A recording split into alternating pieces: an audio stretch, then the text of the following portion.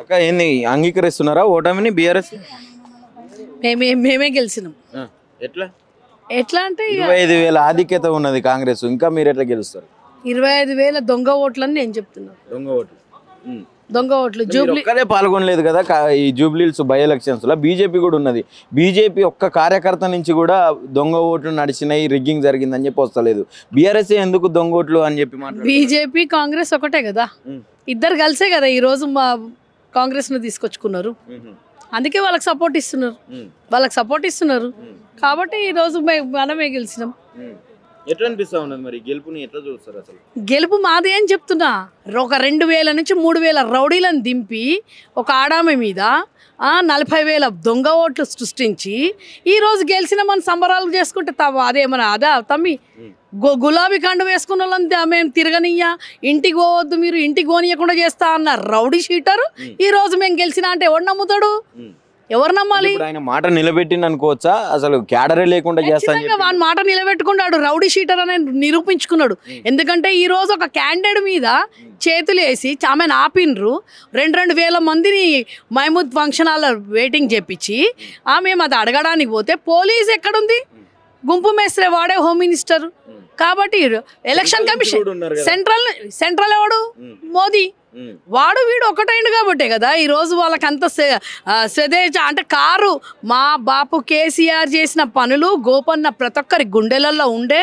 సునీతమ్మను తట్టుకోలేక, ఒక ఆడామెను తట్టుకోలేక 2 రోజుల ముందు చేసిండ్రు ఇదంతా. 2 రోజుల ముందు ఏ ఇంటికి వచ్చిండ్రు, ఎవరిని అడిగిండ్రు? వాళ్ళు ప్రచారంలో 1 రోజుల నుంచి మేము తిరిగితే కాంగ్రెస్ వాళ్ళు ఒక్క రోజు కండు వేసుకొని తిరిగింది లేదు. వాళ్ళు ఏ రోజు ఒక ఇంటికి వచ్చి మేము ఈ సంక్షేమం మీకు ఇస్తామని చెప్పింది లేదు. ఓన్లీ వెండి కాయిన్స్, 1,00,000 చీరలు, ఓటుకు 10,000 దొంగ ఓట్లు. వాళ్ళు చేసింది ఈ 3 రోజులు కష్టపడ్డారు. ఈ నెల 10 రోజులు పోలింగ్ వరకేనా? ఈ రోజు రిజల్ట్స్ కు సంబంధించి, ఫలితాలకు సంబంధించి కూడా ఏమన్నా అనుమానాలు? ఫలితాలకు ఎందుకు అనుమానం ఉంటుంది? ఆ రోజే చెప్పేసారు కదా మేము గెలిచినామని. దొంగ ఓట్లు పక్కా వేసుకున్నాం, మేము గెలిచిపోయినామని చెప్పిండ్రు. 40,000 దొంగ ఓట్లు వేసిండ్రు. మాకు బీఆర్ఎస్ వాళ్ళకు, జూబ్లీ హిల్స్ ప్రజలకు థ్యాంక్స్ చెప్తాము. వాళ్ళు వేసిన ఓట్లన్నీ మాకే పడ్డాయి. దొంగ ఓట్లు మాత్రం ఖమ్మం నుంచి వచ్చి ఎట్లా వస్తాడమ్మా ఓటు? ఖమ్మంకి జూబ్లీ హిల్స్ లో ఓటు ఉంటుందా? నల్లగొండ అనుకుంటుందా? శంషాబాద్ అనుకుంటుందా? ఎక్కడికించి వచ్చినాయి ఇవన్నీ ఓట్లు? 40,000 ఓట్లు. ఇవి కాదు దొంగ ఓట్లు అని చెప్పి మేము యూసుఫ్ గుడ్లా మేము ఇంటింటికి తిరిగితే ఒక పెద్ద మనిషి ఇంట్లో 48 ఓట్లు ఉన్నాయి. మేము పోయి అడిగితే ఇవి మా ఇంట్లో లేవమ్మా, మేము ఇప్పటి వరకు నేను మైనార్టీలకు రెంట్కి ఇవ్వలేదని చెప్పిండు పెద్ద మనిషి. వాళ్ళు ఎట్లా వచ్చినాయి అవన్నీ చెక్ చేయండి అని మేము అడిగితే మేము ఏడ చెక్ చేసి ఒక్కొక్క ఇంట్లో 200 ఓట్లు ఉన్నాయి, 300 ఓట్లు ఉన్నాయి. ఎక్కడికించి వచ్చినాయి? ఎన్ని కంప్లైంట్లు కుప్పలు పడున్నాయి, ఒక్క కంప్లైంట్ కూడా తీసుకోలేదు. ఎందుకు తీసుకుంటది? సెంట్రల్ స్టేట్ వీడు ఒక్కరైపోయింది కదా, బీజేపీ కాంగ్రెస్ ఒకటైంది కాబట్టి ఈ రోజు తీసుకోలేదు. ఎందుకు తీసుకుంటారు? మా పరిస్థితి ఏం లేదు. ఇప్పుడు వేసిన వాళ్ళు ఆడ జూబ్లీ హిల్స్ వాళ్ళ పరిస్థితి అదో గత అయిపోయింది పాపం. ఎందుకంటే వాళ్ళు నమ్మి బీఆర్ఎస్ కే వేసిండ్రు. ఖచ్చితంగా బీఆర్ఎస్ వాళ్ళకి సపోర్ట్ ఇస్తుంది. తెలంగాణ భవన్ ఇది ఒకటి మీకు అండ కాబట్టి మీరు వచ్చి ఇక్కడ ఏదున్నా ఖచ్చితంగా వాళ్ళ మీద అటాక్ అవుతుంది. ఖచ్చితంగా వాళ్ళ బుల్డోజర్ దింపుతాడు. రహమత్ నగర్, నేను చెప్తున్నా ఏరియాలు కూడా చెప్తున్నా, రహమత్ నగర్, యూసుఫ్ కూడా ఎక్కడైతే స్లమ్ ఉన్నదో అక్కడ మొత్తం క్లీన్ చేయడానికే రేవంత్ రెడ్డి ఈ రోజు 200 నుంచి 300 కోట్లు ఖర్చు పెట్టిండు. కాబట్టి ఇది నేను రాహుల్ గాంధీకి పోయే వరకు దొంగ ఓట్లకు ఏదైతే నువ్వు అన్నవో ఇక్కడ రేవంత్ రెడ్డి దొంగ ఓట్లను సృష్టించి గెలిచిండు అన్యాయంగా. అంటే కల్వ సుజాత గారు ఏమంటున్నారు? అసలు రౌడీలు మీరు ఇప్పుడు రండి చూసుకుందాం అని చెప్పి మాట్లాడుతున్నారు కేటీఆర్ గారు డైరెక్ట్ గా. కేటీఆర్ గారు అన్నను అది కాలువ సుజాత కల్వ కాదు, మూసినది కాలువ అంతా రేవంత్ రెడ్డి దాని నోట్లో ఇచ్చిండు. అది ఎప్పుడు ఎట్లా మాట్లాడుతుందో దానికే తెలియదు. దానికి ఒక పదవి వేసిండు దాని ముఖాన. అది ఏడ్చింది పదవి కావాలని, ఒక ఆడామని ఏడ్చింది అని అన్నది కదా, అది పదవి కావాలని ఏడ్చింది కదా, దాని ముఖాన ఒక పదవి వేసిండు. ఆడు ఈడు మాట్లాడుతుంది. కల్వ సుజాత కాదు, కాల్వ సుజాత. అది మూసి కాల్వ దాని నోట్లున్నది. ఏ రోజు దమ్ముంటే చూసుకుందాం. ఏం చూసుకుంటావు? ఏమి ఇస్తామని చెప్పి హామీ ఇచ్చిర్రు జూబ్లీ హిల్స్ ప్రజలకు. ఈరోజు బుల్డోజర్ ఇవ్వమని చెప్పారు, బుల్డోజర్ అక్కడ రానియమని చెప్పి హామీ ఇవ్వమన్నాడు. అది హామీ ఇవ్వమని చెప్పండి, చూద్దాం మీరు ఏమి ఇస్తారో. ఈ రోజు 4,000 ఇస్తున్నారు పెన్షన్, స్కూటీలు ఇస్తామన్నారు, ఇస్తాన్నారా? డబల్ బెడ్రూమ్లు అన్నారు. డబల్ బెడ్రూమ్ వాళ్ళు కూడా ఇదే జూబ్లీ హిల్స్లో 3,500 గోపన్న ఇప్పించిండు. ఆ ప్రజలు కూడా వచ్చి ఇక్కడ ఓటు వేసిండ్రు. కానీ ఇవన్నీ ఎక్కడ పోయినాయి? దొంగ ఓట్లతో గెలిచిండు నవీన్ యాదవ్, రౌడీ షీటర్. ఏం చెప్పాలనుకుంటున్నారు జూబ్లీస్ ప్రజలకు కావచ్చు, ఈ ఎలక్షన్ మీద మాట్లాడే ప్రజలకు కావచ్చు? రౌడీజం చేసిండ్రని చెప్తున్నా.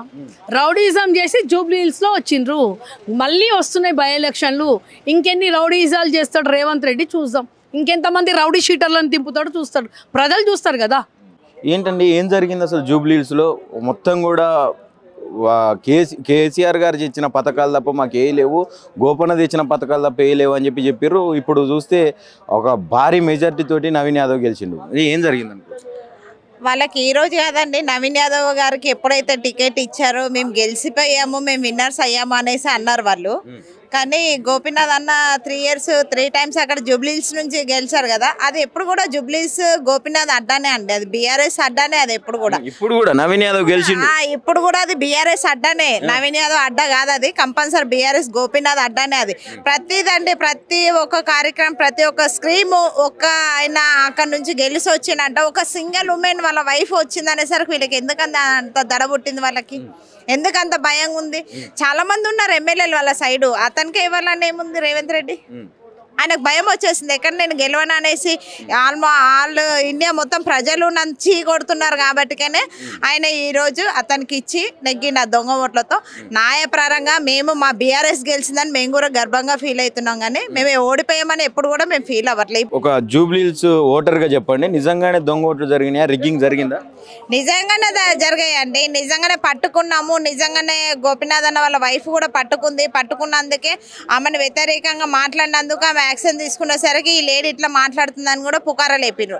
అది న్యాయం కాదు. అది ఏదైతే ఆమె ఒక సింగిల్ ఉమెన్స్ గా ఇంట్లో నుండి వచ్చి ఆమెకి ఏం తెలియదన్నా కూడా కాదు, ఆమెకు అన్ని తెలిసి కూడా ఎప్పుడైతే గోపన్న ఎప్పుడైతే ఎంటర్ అయ్యిండో ఆమెకు కూడా అన్ని ఆల్మోస్ట్ అన్ని తెలుసు.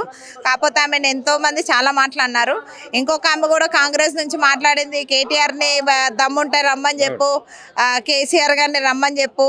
ఇప్పుడు కూడా చెప్తున్నా, ఆమె కూడా లేడీసే, తన ఇంట్లో కూడా ఫ్యామిలీలు ఉంటాయి. ఒకరిని వ్యతిరేకించి ఈరోజు మీది ఉంది, మీ పార్టీ ఉంది, మీ ఉద్యమం ఉంది, మీరు ఆడతారు అంతే. కొన్ని రోజులు నాటకాలు. కానీ మా నుంచి లేడీస్ ఎవరు కూడా అట్లా తప్పుగా మాట్లాడలేదండి ఇప్పటి వరకు. వాళ్ళ వరకు ఇప్పుడు కూడా మేము నవీన్ యాదవ్ గారు అని అంటున్నాం, కానీ నవీన్ యాదవ్ అని మాత్రం మేము అనట్లేదు. ఎందుకంటే రెస్పెక్ట్ ఇవ్వాలి ఒక మనిషికి. ఆయన కూడా మాకు సీఎంఏ, మీకెట్లా ఇప్పుడు రేవంత్ రెడ్డి సీఎం, మాకు కూడా సీఎంఏ అతను.